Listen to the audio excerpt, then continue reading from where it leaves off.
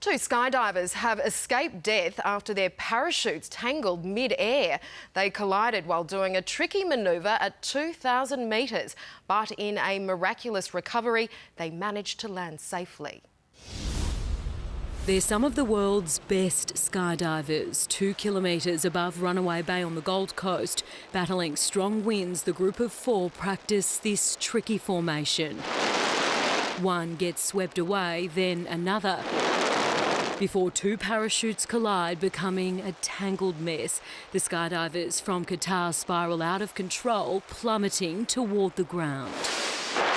Their cameraman looks around desperately, trying to spot them as they plunge out of sight. Eventually he does. Reserve shoots safely, carrying the 2 skydivers to ground after 26 heart-stopping seconds. Safely on the ground, reliving what went wrong and how their training kicked in. There is some mistake when we ducking to each other, and it's happened like a collision. Hopelessly tangled, their only option is to cut their main parachutes free. In this collision, if we cannot fix it, we have to remove. Then make sure they're clear of each other before opening the reserves. We have enough jump, we have everything, and we spend a lot of time to practice. Their coach watched from the ground. You have to push the limit, and when you go over the limit, this happens. The incident hasn't deterred these experienced skydivers. They'll still be jumping in the World Parachuting Championships here tomorrow. If you know how to fix the problem, it's easier, you will not get nervous. You be prepared for it and know how to do and deal with it. Vital training that saved their lives. On the Gold Coast, Crystal Etherington, 7.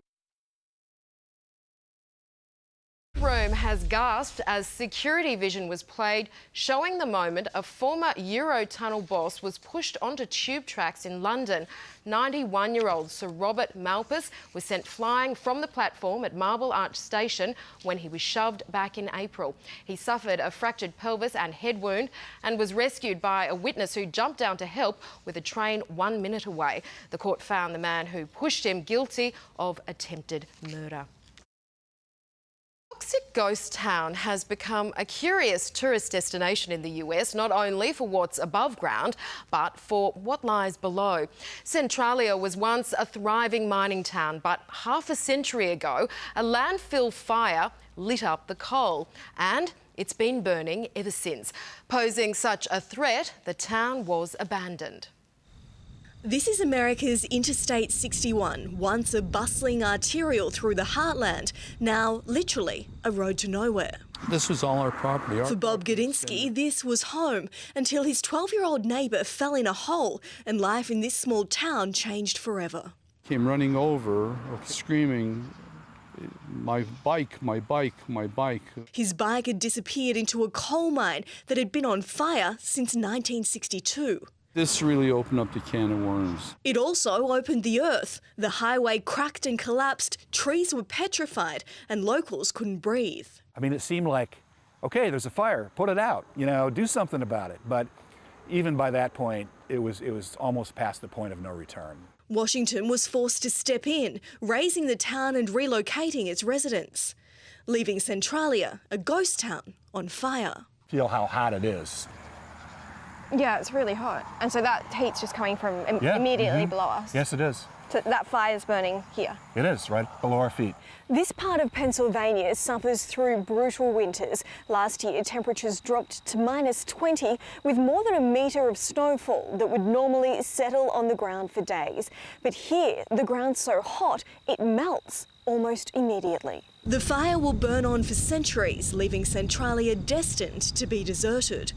Still, it catches the eye of passers-by.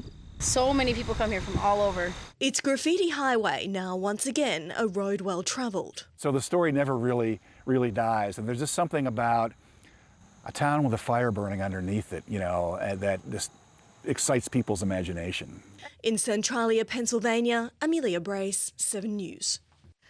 A former chippy turned professional wingsuit pilot has returned home to Australia after being crowned the world's fastest man.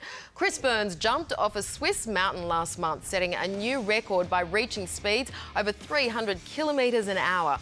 And when asked about the secret to his success... Oh, mate, this thing right here, you see this? Mate, business at the front, party at the back. It's like a triathlete's helmet, you know, it's slipstreams. And we're going to have to take Chris's word on that one, I think.